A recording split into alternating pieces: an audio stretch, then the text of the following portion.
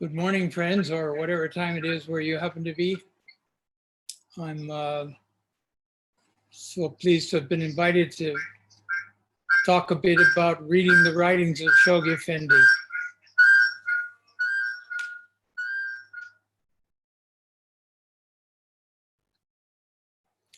And faced with the general challenges one has of Zoom talks, we'll see how we can proceed. But let me first greet you, all of you, very warmly and say it's so good to be connected, and wishing you every joy and happiness in your services and actuation in the cause. Now, the subjects today, starting today, is this study of the writings of Shoghi Effendi.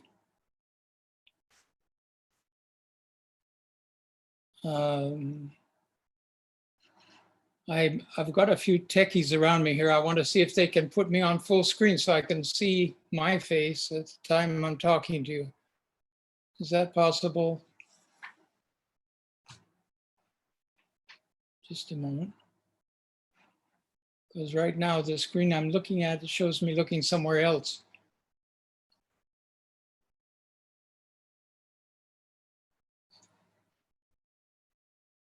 You've all survived COVID-19 so far? Good for you.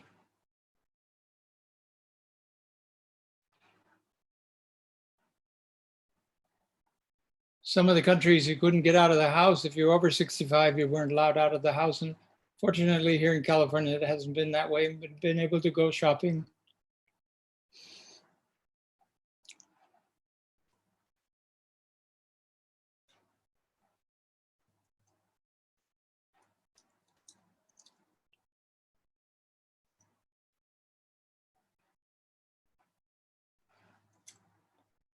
If I press this, will it just go? I don't know.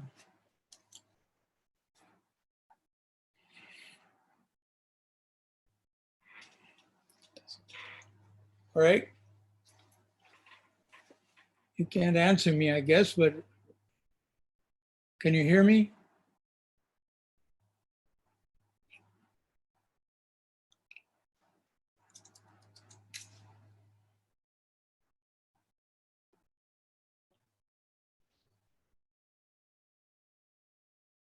Well, it'll be pretty easy to talk to you if you can't hear me.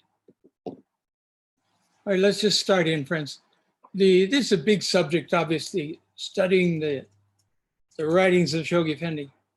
It's so important as a background in our understanding of the cause, and something that the House of Justice, both through the Ruhi courses that have been adopted, are quoting from the writings. And little by little, we need to get a broad grasp of the writings as best we can. And particularly those things which have a bearing on the activities, the core activities and the various goals that the Universal House of Justice has set for us. In that spirit, I wanted to go back to certain documents that I find fundamental to understanding the faith and the essential verities, which way back in the 90s, the House of Justice said was the reason for the study courses that we're doing. The courses is to familiarize ourselves with the essential verities. Now, the essential verities, as I understand it, the essential verities as set forth in the writings of Shoghi Effendi have been supplemented in recent times because the world has moved further away from religion than it was. So the message has been made easier from a more materialistic general social justice point of view, which appropriate to the times we're living in. But the first document that I want to look at here and study is a summary, a resume that Shoghi Effendi wrote in 1947 for a special committee of the United Nations. I think there are about 34 members on this committee. It was a large committee. They were examining the role of the different religious communities who claimed some position and activity in what was then Palestine. I mean, this was the Palestine Mandate. This is not the Palestine we're talking about in the news today, although that was in part of it at the time. It's interesting that in the Mandate period, when there were some various attacks and disturbances, they would refer to the Palestinian terrorists. Palestinian terrorists were the Jews, because there was no Palestine. So this is an interesting, I mean, to look back in history, at least this is a limited understanding I have of it. So I just think that in this statement that was addressed to this committee on Palestine, we should understand it had to do with the mandated territories, the British mandated territories at that time. And so Shoghi Effendi is called upon by a committee of this very important body, it's just been formed, the United Nations, to state what the history, aims, and significance of the Baha'i faith was. Now, this is a once and for all kind of statement, it's an extraordinary statement. And it helps to tie us to the revelation in very significant ways by looking and examining this. And I hope to do this paragraph by paragraph, point by point in the next coming weeks. You've had a link to the materials that are being used in this, and amongst those materials is the Baha'i Faith, a World Religion, which is, again, the same document in a very beautiful reading by Philip Hinton. And I hope that everyone will take time to listen to that carefully between now and next week.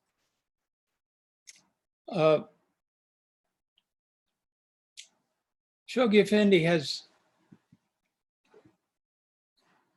according to my understanding, has shaped our vision of the faith in a way that nothing else has.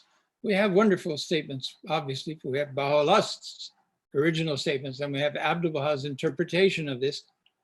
But Shoghi Effendi has organized and outlined the order of the faith. I mean, the meaning of God passes by for us, I don't think we're close to estimating yet, because Shoghi Effendi there has measured all the crises and victories and placed them next to each other and told us what the most important events are of the faith, side by side. He's reviewed the basic, best known works of the central figures of the faith. He's done an amazing job.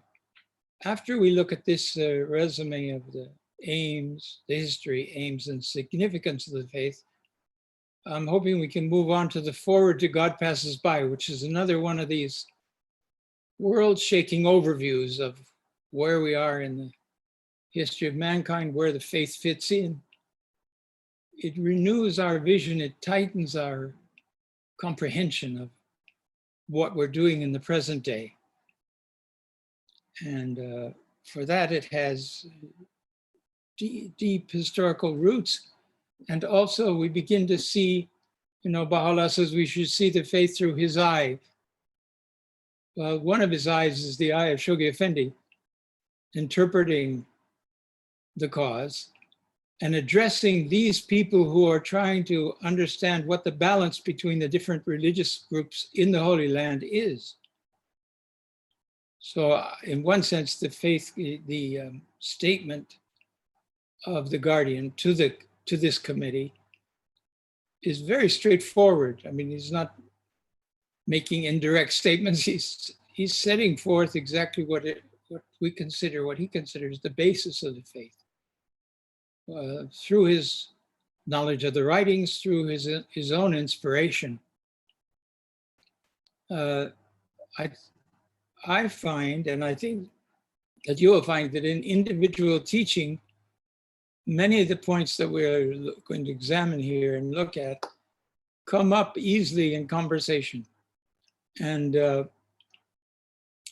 in that sense, ties us back to the earlier vision of the reality of the cause as it was understood by the central figures of the faith. It's a terrific vision which opens before us. And as I say, I'm hoping that you'll take the time to listen to the document, maybe listen to it several times. And then we will examine a number of the points that it makes.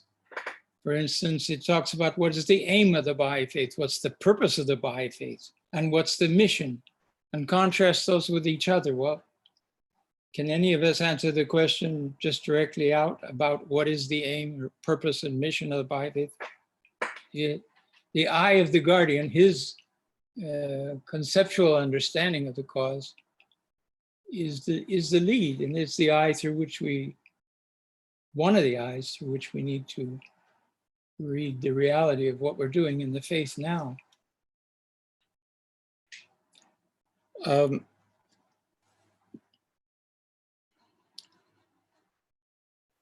I've been asked to say that in the YouTube flow of these comments, there's a chat section, and you're welcome to put questions or statements or readings, whatever you want in there, and I will get to them eventually, but I don't know if we'll be able to do that as part of the broadcast today.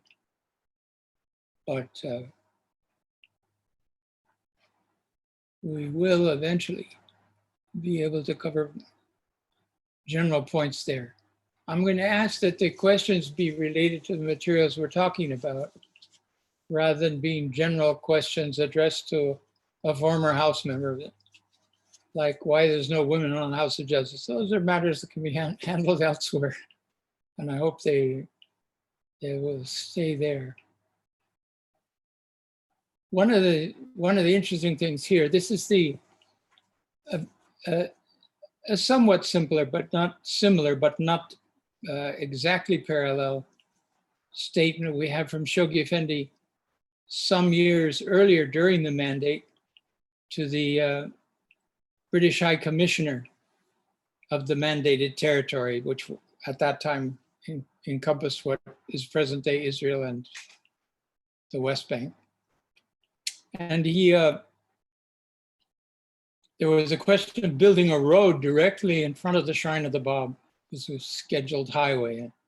The Guardian was raising concerns of the Baha'i world about the holiness of this. I mean, we're talking about right in front of the Shrine of the Bab. It would have been very different than the picture we have now. And his statements and his arguments prevailed, and the road was eventually eliminated or made into the lower, what became the Abbas Street crossover in the middle of the gardens that we have. Now, it seems that we haven't used up all the time we have here. We've got a lot more time. Maybe we could actually, is it possible to listen to some of the broadcasts? No, not at this time. You'll have to do that on your own. So I want to show you a breakdown of things you might be looking for when you're listening to this broadcast, okay? Share screen here, let's see. I have to forgive me my ancient ways here. Well, how do I share the documents? This is share document. Down here, share screen. Yes, thank you. I hope you can all see this: history, aims, and significance of the Baha'i faith. And this is just my own take on things to be alert for as we're looking through the statement itself.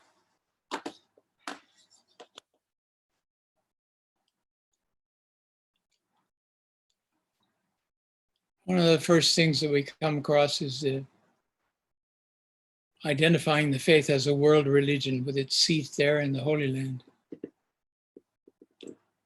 And Shoghi Effendi said, the faith established by Baha'u'llah was born in Persia about the middle of the 19th century and has, as a result of the successive banishment of its founder culminating in his exile to the Turkish penal colony, Acre at that time, and his subsequent death and burial in its vicinity, fixed its permanent spiritual center in the Holy Land, and is now in the process of laying the foundations of its world administrative center in the city of Haifa. So here we have in a very short paragraph, the opening paragraph of this resume, established how the Baha'i faith came to the Holy Land and what its significance for the Baha'is is. A permanent spiritual center and the place where its world administrative center is laying its foundations for the future. That would have been quite a challenging statement by itself, but it gives an overview of the picture of what's going on there. The next thing that happens down here that you see is this side is by faith, a world religion. Paragraph 2 of the documents that are attached.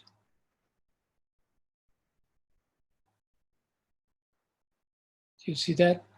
Alike in the claims unequivocally asserted by its author and the general character of the growth of the Baha'i faith in every continent of the globe, it can be regarded in no other light than a world religion.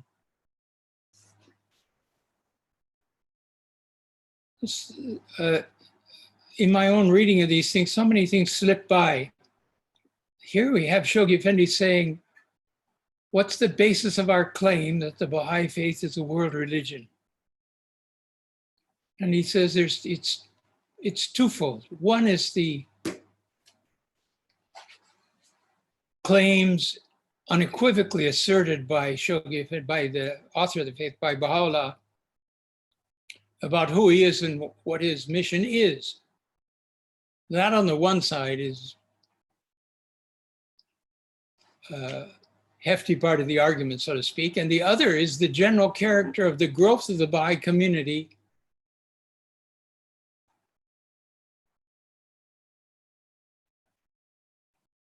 in every continent of the globe, which of course is that proof has only multiplied itself.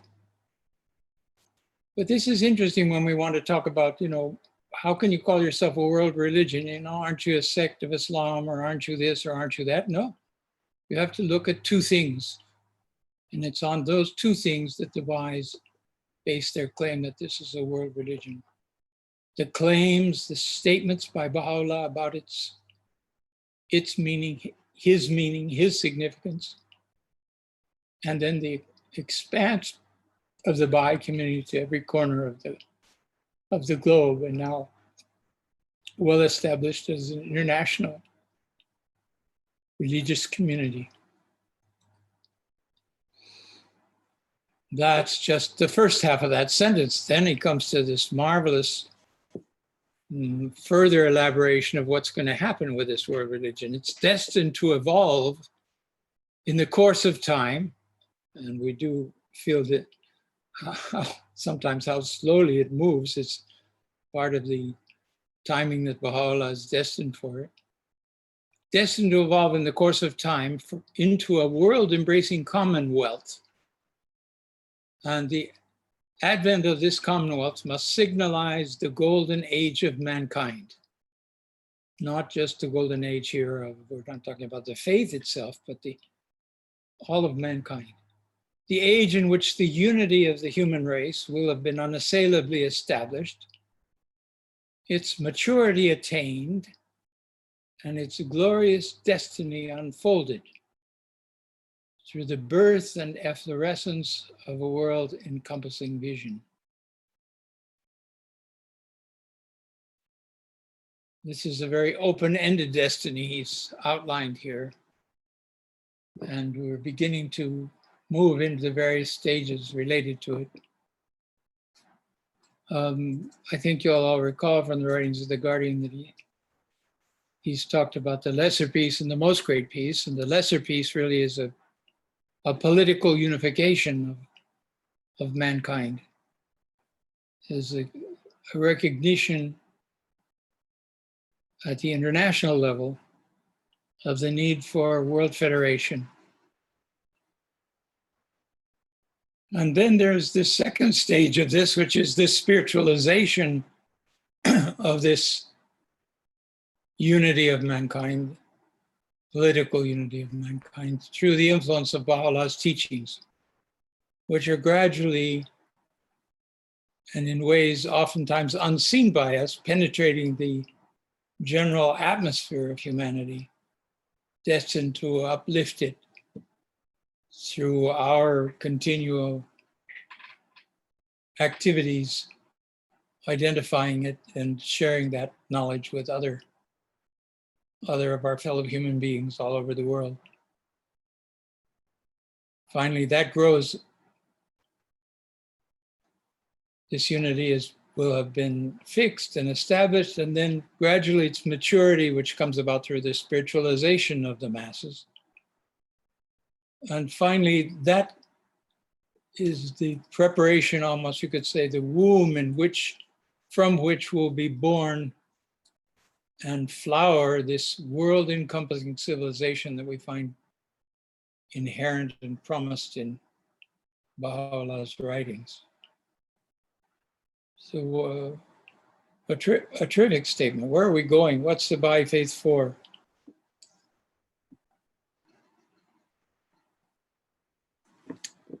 Do we have anything in the chat section that we need to look at here? Or is that? Do you want to share that document that you're reading from right now? Can I share that document? Yeah, the brief resume one? Yeah. Yeah, okay. Do you want to show it on the screen? Mm-hmm. Okay.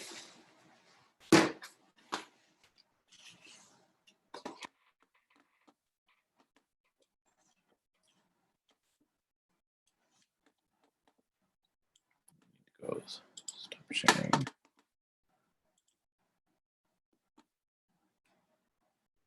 It's that one. Mm-hmm. There we go.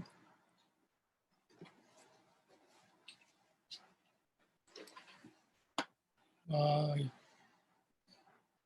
hope all of you can see this now, the brief resume. Now, this is based on this full statement, the world religion statement that you have there amongst the materials that we're looking at today. And that first paragraph we've already reviewed a bit, saying how did the Baha'i faith get to the world, to the Holy Land, and what its significance is there.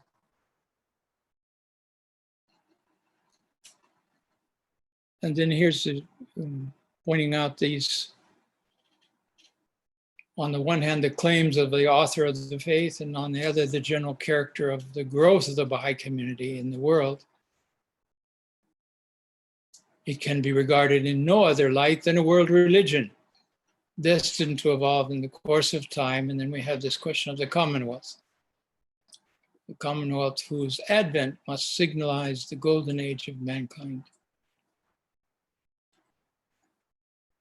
An age in which the unity of the human race will have been unassailably established, its maturity attained, and its glorious destiny unfolded through the birth and efflorescence of a world-encompassing civilization. What a vision. I mean, we're about, 2 paragraphs into this document, and already we have our whole feeling for the cause and its growth and its destiny is renewed. This is the wonder of dwelling on the writings of the Guardian, thinking about them. And we're about the House of Justice having pointed out that the Institute process is to familiarize us with the eternal verities. This was when they originally announced the need for an Institute process. So that's since become encompassed in the Ruhi books.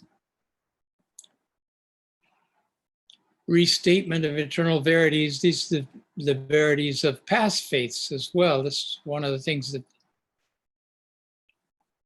the faith has come for. Notice the wording here, though sprung from Shia Islam and regarded in the early stage of its development by the followers of both the Muslim and Christian faiths as an obscure sect, an Asiatic cult, or an offshoot of the Mohammedan religion, this faith is now increasingly demonstrated its right to be recognized. Now, just let's stop here for a second.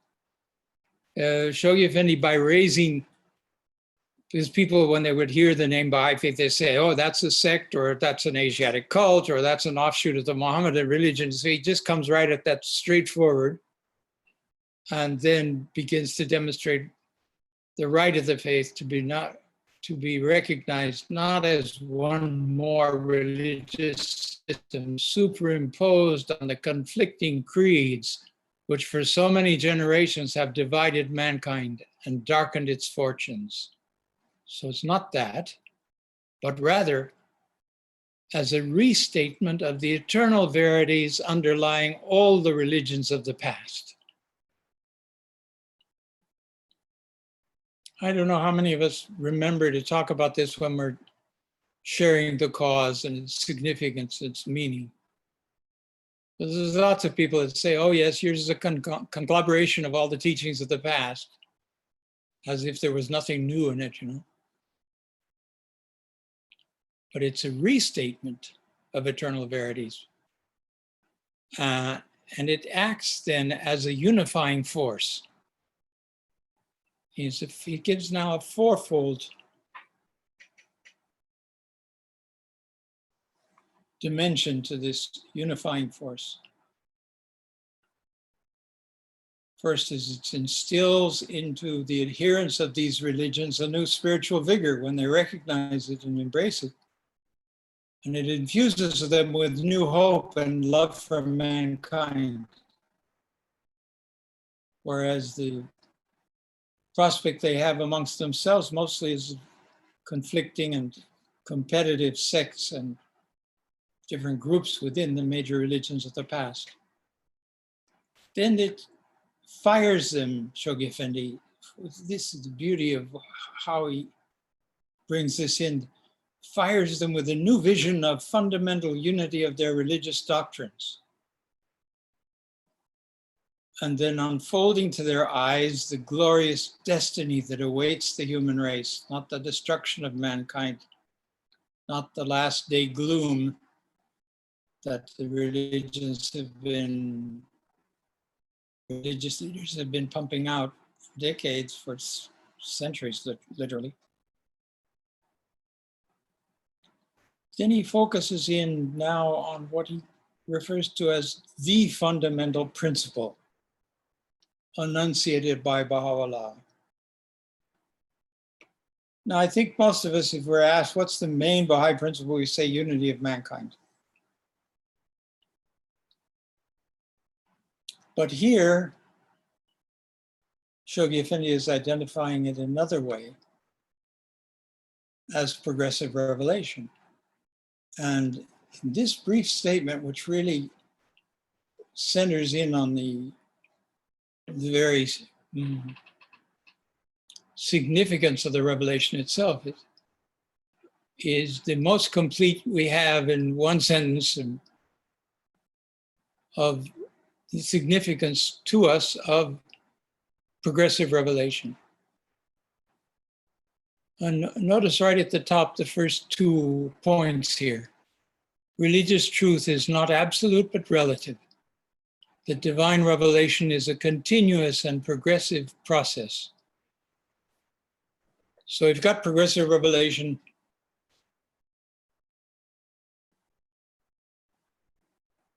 Divided into these 2 points. And we don't usually think a lot about it, seems to me. I don't know. It's taken me a long time to kind of penetrate the significance of religious truth is not absolute, but relative. And Abdu'l-Baha, of course, talked about this, how the social teachings are adapted to the age in which they appear and the situation of mankind at the time that the great manifestations of God have appeared on earth. Now, oftentimes the question rises at this point is, well, how can religious truth not, if it's truth, isn't it truth? But it's, the central truths are evolving. For instance, not to throw us off the track too much, but Shoghi Effendi spoke about the fact that this is the final stage in the social evolution of humanity on this planet. And then with pilgrims, he mentioned several times, and I heard of some of this in the Holy Land when I lived there, is that the next stage will be our connection with other civilizations on other planets within our own system. And that will require then a manifestation to appear to dictate the laws, the social laws and connections which should take place between the two planets. Well, you can see how that's relative to something very different from what we're presently living through. So that what we're looking at here is not absolute, but it's relative, and it depends then on a continuous and progressive process of divine revelation into the future. Then after these 2 points, we have that all the great religions of the world are divine in origin. So this is recognized straight off.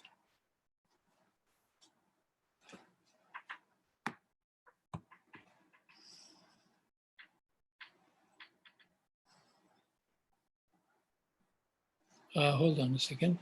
One of the points that's being asked here is, so is the World Commonwealth the same as a World Federation, the lesser peace? That's what the way I understand it. This is not the Baha'i Commonwealth of the future. This is the World Commonwealth. This is the peace of the world that takes place outside the Baha'i faith, that then gradually needs to imbibe and absorb the spiritual energies that Baha'u'llah has released for the maturity and development of the lesser peace.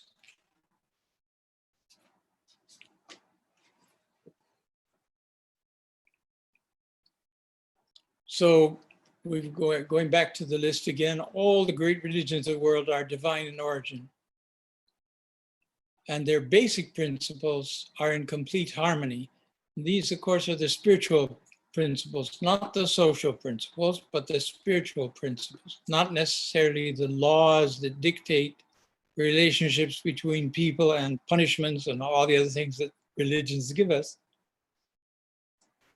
but the love of God, the singularity of our Creator, and that their aims, the aims of these great religions and purposes are one and the same.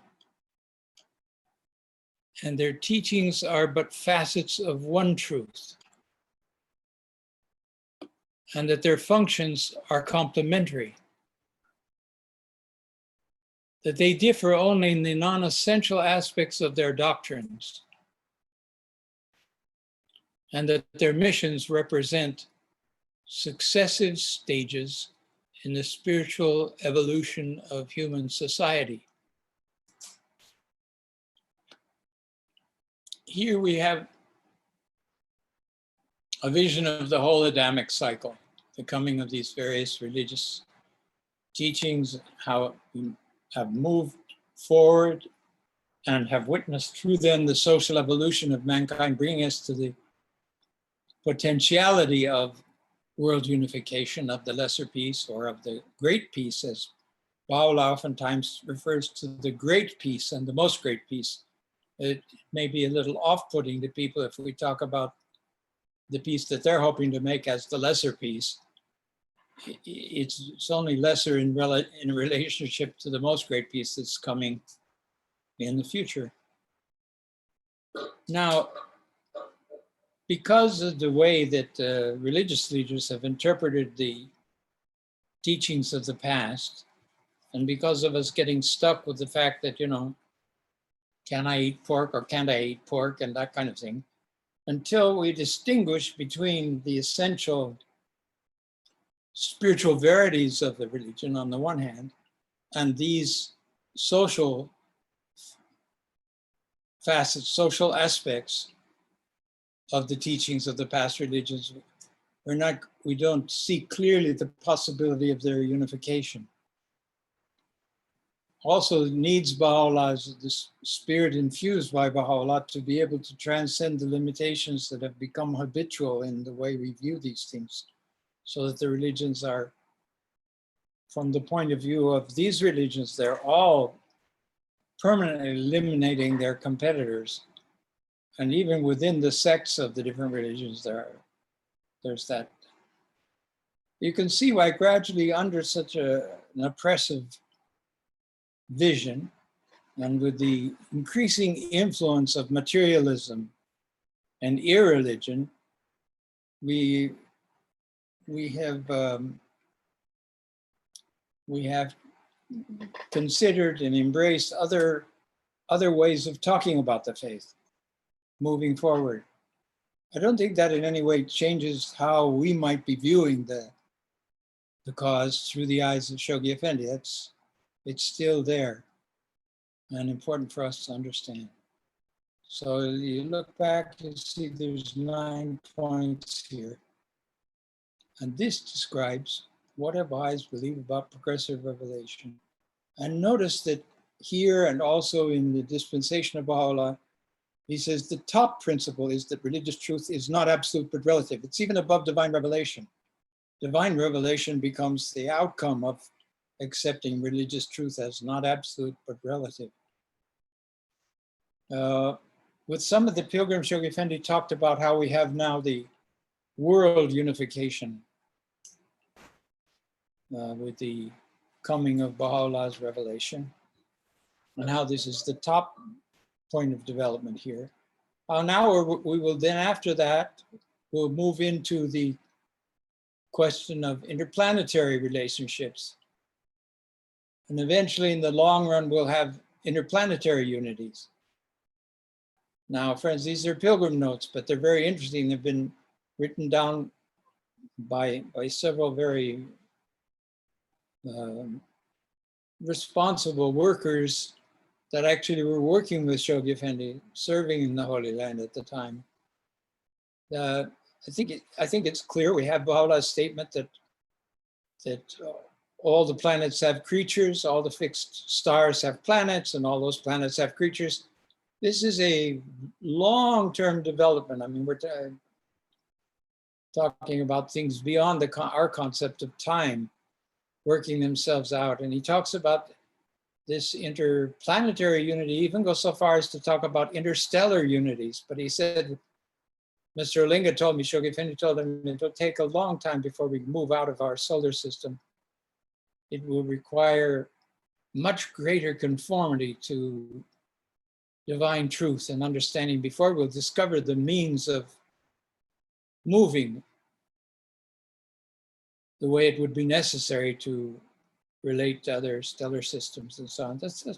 Anyway, that just shows the relativity of what we're doing now. We have to concentrate now, and in his own writings, he hasn't elaborated this. He's aimed us all at this major goal of establishing the recognition of the oneness and wholeness of the human race. All of these questions we have, the whole question of race here in America,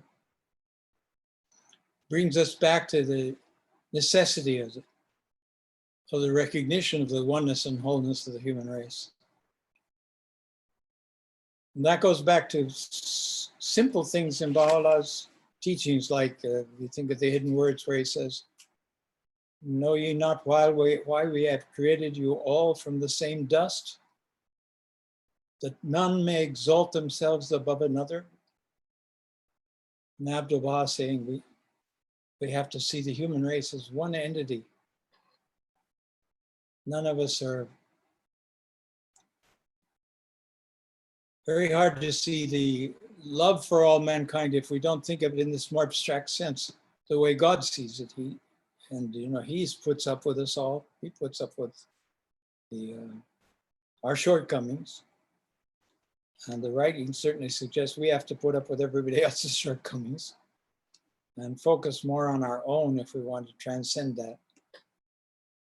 And through his love, he maintains us all. That the revelation in this sense in the Baha'i teachings is not that God has created us like you would a cake and it's finished, and then you judge afterwards, how does it taste and what's it look like and so on. But we're talking about an emanation, a creation that's an emanation from the manifestation of God and from whatever's inspiring and sustaining him. And that maintenance is there all the time. And in a mysterious way, if you look in the Tablet of Wisdom, you see that he says that the creation is recreated at every instant. Now, generally, this process of the recreation, the renewal of everything continually, is so quick that we see it as a continuum. We don't see it as separate pieces, but the implications in the writings of the holy books is that this is something that's going on all the time. And Abdu'l-Baha says something quite significant in Paris Talks. He says even the process of human thought is an emanation from the Holy Spirit that gives us the capacity to think, to have anything in our minds and our heads at all is coming. Not what we do with it, we don't always judge it correctly. We sometimes, because of the veils of self-love, pride, and passion, we distort that vision that flows to us through that power. And that's part of the mystery of creation, why we have these two possibilities within us and constantly have to be making new choices and moving forward. Friends, I wanted to say a few words about our teaching work. It's becoming systematized and so on. And that's very important. It's useful and puts us on a permanent basis of growth. But at the same time, we have to realize that for any solid achievement and advancement, this systematic growth of the cause has to be backed up by divine confirmation. We have a series of letters, well, both from the revelation itself, Abdu'l-Baha's own confirmation that in the tablets of the divine plan, we need the help of the divine. We need the infusion from the Supreme Concourse. When we open our mouths to mention the name of the faith and move forward with it,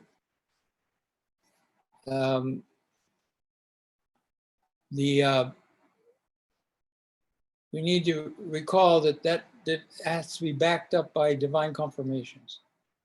And so startling a statement, Shoghi Effendi says in letters, so startling is that we have to realize that Baha'u'llah says, and Shoghi Effendi repeats, without this divine confirmation in our speaking of the faith, that no result is left. There'll be nothing positive to come out of it. Providing information about the faith, yes, it has an importance, but it doesn't end up in solid progress of the cause. And this is why it's so important, and I think the House of Justice has emphasized over and over why we need to have these devotional meetings, why we need to think about the content of the prayers, which constantly invokes divine confirmations, which constantly invokes that our focus and our actions be inspired by the forces flowing through the revelation to us. I think there's another comment here I wanted to look at. No.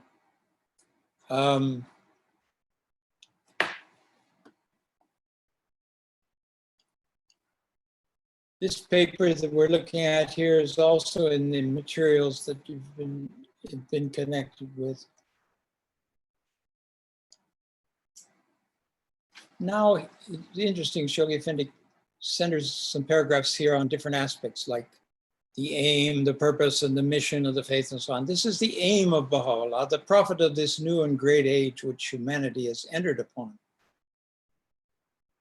And then he adds on, he whose advent fulfills the prophecies of the Old and New Testaments, as well as those of the Quran, regarding the coming of the promised one in the end of time on the day of judgment. And that this is not to destroy, but to fulfill the revelations of the past, which seems quite obvious. Why, if it's come to just destroy everything that had been laid down before, what would be the point? But all of their efforts, all of the legitimate achievements of their combine and are fulfilled in these revelations through the coming of the promised one at this time of the end. And that the cause then is to reconcile. Again, we're talking about here, what is it? He says the aim again. To reconcile rather than accentuate the divergencies of the conflicting creeds which disrupt present-day society. Moving on, the next paragraph is, he talks about the purpose. Baha'u'llah's purpose is far from belittling the station of the prophets gone before him or whittling down their teachings. His purpose is to restate the basic truths which these teachings enshrine, but in a certain context, in a manner that would conform to the needs and be in consonance with capacity and applicable to the problems, the ills and perplexities of the age in which we live. Consonance with capacity and applicable to the problems, the ills and perplexities of the age in which we live. All of this relates so closely to how we might be thinking about social action, because these are the points we want to bear in mind and talk about and reflect on and raise in serious conversations. Now, his mission, the question of his mission is to proclaim that the ages of the infancy of the childhood of the human race are past. We're now approaching that the convulsions associated with the present stage of its adolescence are slowly and painfully preparing it to attain the stage of manhood, and are heralding the approach of that age of ages when swords will be beaten into plowshares, when the kingdom promised by Jesus Christ will have been established and the peace of the planet definitely and permanently established. One can only wonder what the impression was on the members of this large international committee, many of whom I'm sure for the first time were hearing about the Baha'i faith or heard the name of it, but didn't know what it stood for. How amazed they must be with such a statement, my goodness.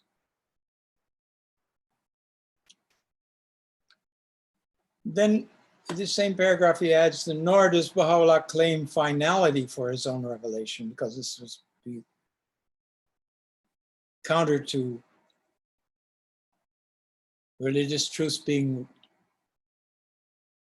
relative rather than absolute, and also to the coming stages in the unfoldment of the universal, if you will, of unification of something that extends beyond the universe and also is taking place in the spiritual realms, parallel with what's going in this outer realm.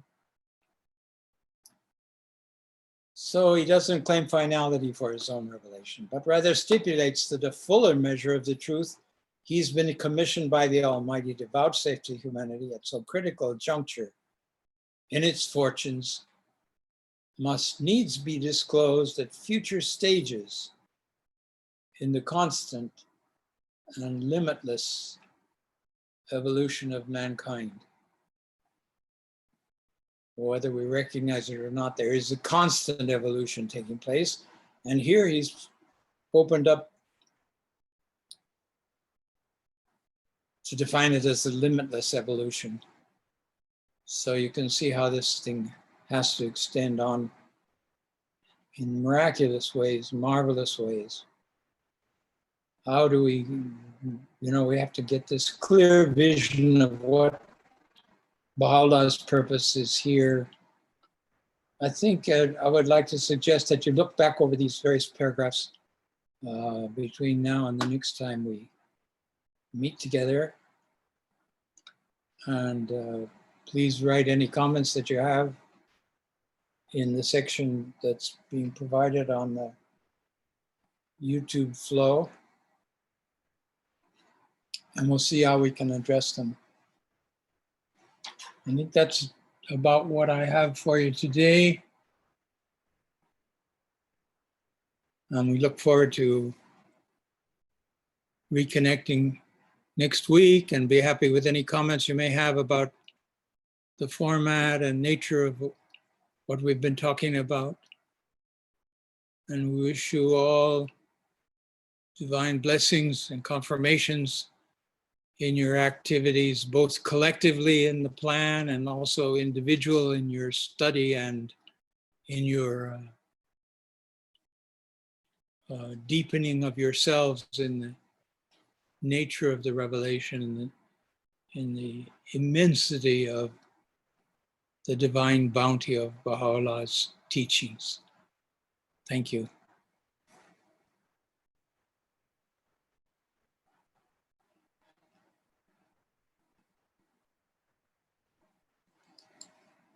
Any question? Yeah, I have a question here. Thank you. I hope.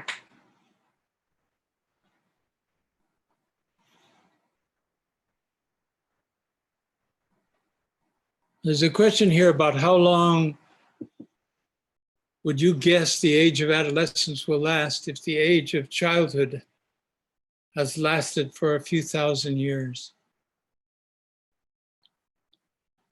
I don't know if I could venture a guess. Every time I guess it's too soon, and then it stretches out. It seems taking a long time. Obviously, the diffusion of Baha'u'llah's teachings will help to determine this. And certainly no political solutions would help. As been asked what the response to the statement was by the UN committee.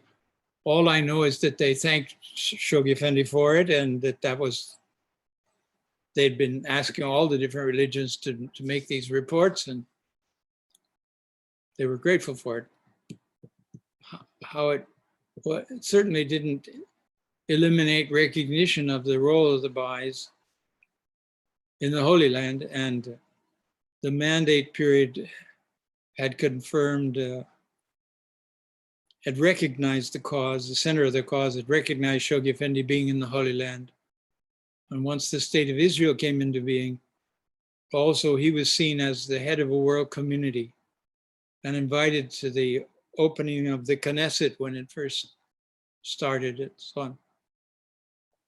Anyway, those are points of history you can look into, but exactly what the maturity looks like, I think the adolescence, I would say it's fairly safe to time that in our minds, to see that in our minds as parallel with the consummation of the process of the lesser peace. We seem to be looking at the lesser peace as a process. And when it does finally come into maturity and the adolescence moves to the opening stages of the adulthood of the Baha'i faith and of humanity, it will be characterized by world federation and an international